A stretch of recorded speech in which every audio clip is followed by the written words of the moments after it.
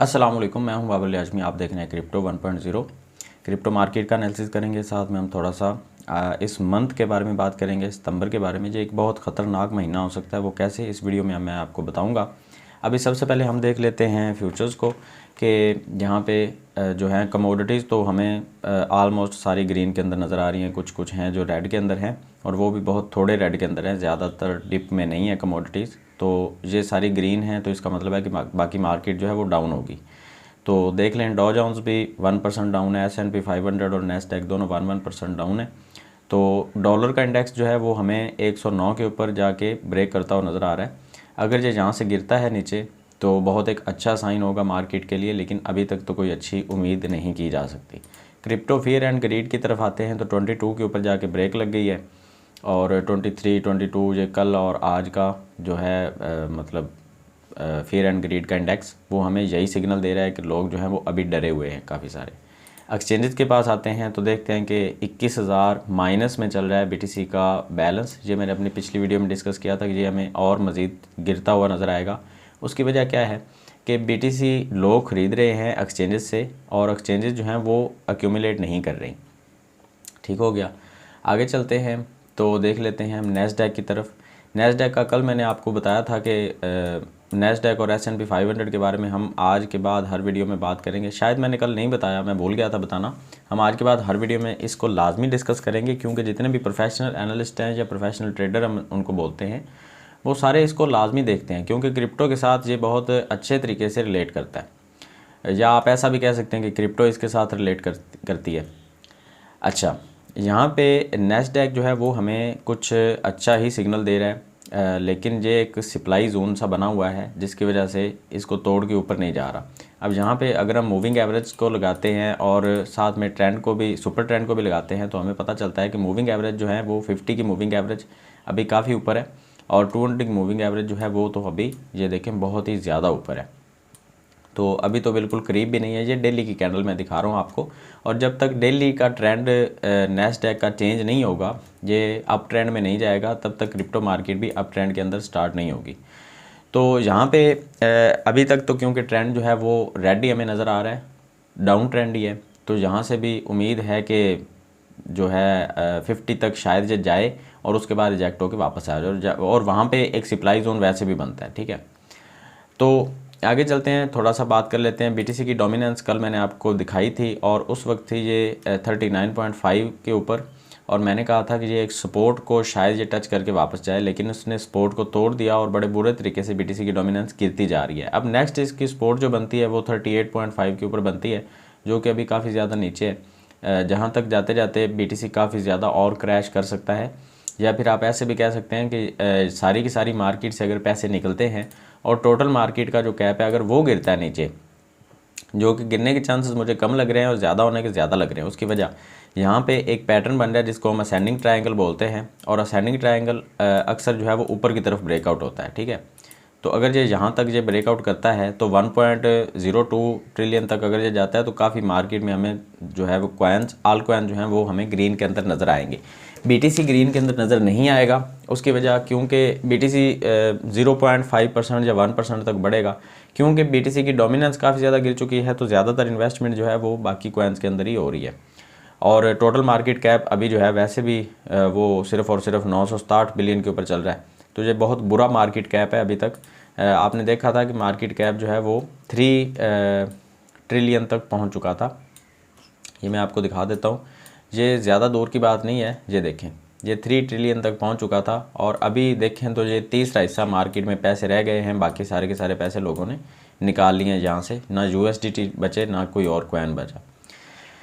आगे चल के बात कर लेते हैं थोड़ी सी BTC के चार्ट के बारे में। उसके बाद हम मैटिक को लाजमी डिस्कस करेंगे। मैटिक का चार्ट आपके साथ डिस्कस करना बहुत ज़रूरी है। ये ओवर वैल्यू में जा रहा है, तो इसको हम देखेंगे कि इसमें हमने कैसे पोजीशन लेनी है। अभी BTC के बारे में बात करते हैं।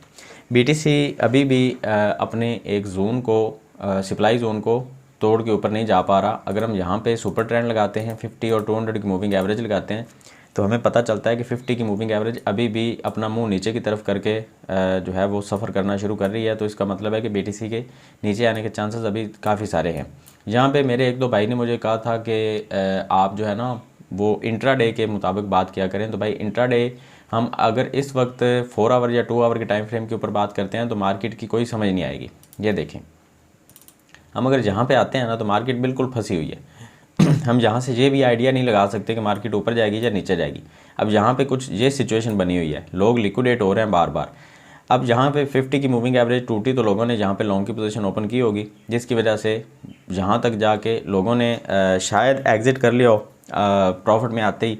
अगर एग्ज़िट नहीं किया तो खुद ब खुद ही अकाउंट लिक्विडेट हो गए होंगे कुछ लोगों के जिन्होंने शॉर्ट की पोजीशन ओपन की होंगी। तो जहाँ तक 20,000 के ऊपर एक बहुत तगड़ा सप्लाई जोन बन चुका है, जिसकी वजह से मार्केट में हमें पैनिक भी देखने को मिल रहा है कि इसको तोड़ के मार्केट ऊपर क्यों नहीं जा रही। 50 की मूविंग एवरेज एक बहुत तगड़ी रेजिस्टेंस बन के नज़र आ रही है, इससे मार्केट नीचे ही हमें बार बार जो है वो नज़र आती है। इसीलिए डेली की कैंडल के ऊपर बात करते हैं कि डेली में हमें थोड़ा बहुत ट्रेंड का आइडिया हो जाता है कि अगर ट्रेंड रिवर्स होता है ना डेली कैंडल के ऊपर, तो फिर हम एक अच्छा फैसला ले सकते हैं कि मार्केट में हमने एंट्री कब लेनी है। आगे चलते हैं, मैटिक के बारे में बात करते हैं, उसके बाद BNB पे डिस्कस करेंगे थोड़ा बहुत। मैटिक जो है वो जब पिछली दफ़ा BTC हमें देखने को मिला था ना 19,000 18,000 की रेंज के ऊपर, तब मैटिक जो है वो हमें इस रेंज के ऊपर देखने को मिला था। 1 मिनट हम देख लेते हैं, जहाँ पे BTC था 19,000 की रेंज में, या ये देख लें 17,900 की रेंज में BTC था, और ये है 18 जून 2022 की बात। अगर 18 जून 2022 को देखें तो मैटिक जो था वो 0.34 के ऊपर था। उसके बाद BTC जो है वो चला गया था, ये देखें अगर हम इस डेट को देखें 15 अगस्त 2022 को, तो उस वक्त जो मैटिक है ये देखें 15 अगस्त 2022 को BTC जो है वो हमें नज़र आ रहा था, ये देखें 25,000 के ऊपर, और मैटिक हमें नज़र आ रहा था इस रेंज के ऊपर जो कि बनती है $1।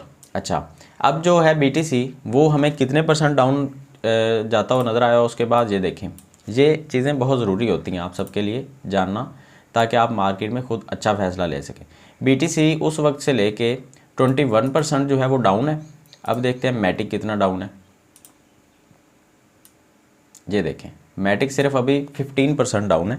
तो अभी ये जो 6-7% का डिफरेंस हमें नज़र आ रहा है, ये हो सकता है कि मैटिक जो है वो इस डिफरेंस को जल्दी फिल करे। अगर हम देखते हैं कि ये 21% तक ये आई थिंक यहाँ तक बनेगा, तो मैटिक का ये एक सप्लाई जोन बनता है, ठीक है। 0.82 तक भी मैटिक जो है इसका आना बनता है, और आपने यहाँ पे एक पोजीशन बना लेनी है। अगर इसको तोड़ के मैटिक नीचे गिरता है तो फिर हम एक शॉर्ट की पोजीशन ओपन करेंगे, और हम दोबारा से वेट करेंगे मैटिक का 0.62 तक आने का, क्योंकि ये एक फिर सपोर्ट बनेगी। अदरवाइज़ अगर ये इसको टेस्ट करके मार्केट ऊपर जाना शुरू कर देती है, हम यहाँ पे 50 और 200 की मूविंग एवरेज को भी लगा के देख लेते हैं। ये देखें, यहाँ पे 50 की moving average as a support काम कर रही है। BTC में ये रेजिस्टेंस बनी हुई है और यहाँ पे ये सपोर्ट बनी हुई है, और काफ़ी हद तक मैटिक ने यहाँ पे पंप दिखाया हमें, लेकिन BTC जितना गिरावट नहीं दिखाई। मैटिक को अगर हम यहाँ पे जैसे कि मैंने आपको बताया कि हम 0.82 तक आने का वेट करेंगे, या 0.83 तक आप रख लें, 0.83 तक हम वेट करेंगे। अगर यहाँ से आके मैटिक जो है वो दोबारा से ऊपर जाना शुरू करता है, तो हम मैटिक के अंदर एक लॉन्ग की पोजीशन ले सकते हैं, या फिर स्पॉट ट्रेडिंग के अंदर आप इसको खरीद सकते हैं, और दोबारा हम वेट करेंगे 1.02 का। और अगर ये 0.83 को तोड़ के नीचे गिरता है तो फिर हम इसका वेट करेंगे। नेक्स्ट इसकी जो सपोर्ट बनेगी वो 0.62 तक बनेगी, जो कि काफ़ी हमें प्रॉफिट दे के जा सकती है पोजीशन। तो आपने इस चीज़ का बहुत ख्याल रखना है। आगे चलते हैं, थोड़ी सी BNB के बारे में बात कर लेते हैं। BNB का एक हेड एंड शोल्डर पैटर्न बना था जो कि अभी ब्रेक नहीं हो रहा, और अभी भी काफ़ी हद तक उम्मीद है कि ये नीचे की तरफ ही ब्रेकआउट होगा, क्योंकि हेड एंड शोल्डर अक्सर देखा गया है कि जब ये हेड एंड शोल्डर बनता है तो लोग जो हैं वो फैसला लेने में काफ़ी देर करते हैं। तो अभी एक शॉर्ट की पोजीशन जहाँ से ओपन होने के चांसेस बाकी हैं। जब तक कि ये 50 की मूविंग एवरेज को तोड़ के मार्केट ऊपर नहीं निकलती और सुपर ट्रेंड हमें ग्रीन के अंदर नज़र नहीं आता, तो BNB के अंदर हम अब जो है वो शॉर्ट की पोजीशन ओपन करेंगे, लॉन्ग नहीं लेंगे। और 50 की मूविंग एवरेज 298 के ऊपर बनती है। अगर ये 298 की रेंज को तोड़ के BNB ऊपर निकलता है और 4 आवर की एक कैंडल जो है वो इसके ऊपर बंद होती है, फिर हम वहाँ पे लॉन्ग की पोजीशन ओपन कर सकते हैं, अदरवाइज़ नहीं करेंगे। आगे चलते हैं, हम बात कर लेते हैं आज इस मंथ के बारे में, जो कि मैंने आपको बताया था कि ये ख़तरनाक एक महीना हो सकता है। और ये ख़तरनाक क्यों हो सकता है? क्योंकि इस सितंबर की 13 तारीख को CPI का जो डाटा है वो रिलीज़ होगा, कि कंज्यूमर प्राइस इंडेक्स का जो डाटा है वो रिलीज़ कर देगी गवर्नमेंट। उससे हमें मार्केट में काफ़ी ज़्यादा वॉलेटिलिटी देखने को मिलेगी, या तो मार्केट बहुत ज़्यादा ऊपर चली जाएगी या बहुत ज़्यादा नीचे चली जाएगी।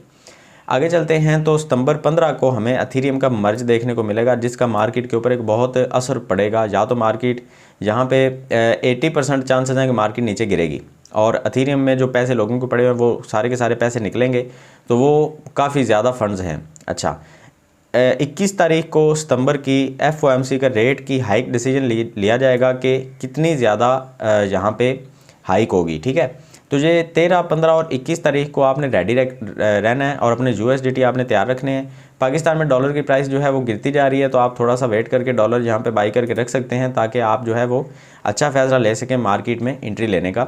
और USDT आपके पास अगर पड़े होंगे तो बहुत फ़ायदा हो जाएगा, क्योंकि जब आपके पास USDT नहीं पड़े होते और अचानक से मार्केट में कोई खबर आती है और तब आप USDT ख़रीदने लगते हैं, तो आप देखेंगे कि USDT की जो प्राइस है वो अगर 218 के ऊपर चल रही है ना, तो वो अचानक से 230 के ऊपर आपको देखने को मिलेगी, क्योंकि इतने सारे बाइंग ऑर्डर लगेंगे कि USDT की जो प्राइस है वो आपको अचानक से ऊपर जाती हुई नज़र आएगी। तो इस चीज़ के लिए आपने रेडी रहना है, और ये जो ख़तरनाक किस्म का सितंबर है इसके लिए आपने तैयार रहना है, और जहाँ पे हम प्रॉफिट बनाने की बहुत कोशिश करेंगे। मेरे टेलीग्राम ग्रुप को लाजमी फॉलो करें, ताकि आपको जो अर्जेंट अपडेट्स हैं वो सारी की सारी मैं देता रहूँ। तो खैर, अगर ये अपडेट आपको अच्छी लगी है तो इसको लाइक करें, अपने दोस्तों के साथ शेयर करें, चैनल को सब्सक्राइब करके बेल आइकन को लाजमी दबाएं। मिलते हैं नेक्स्ट वीडियो में, तो हमें याद रखिएगा। अल्लाह हाफिज़।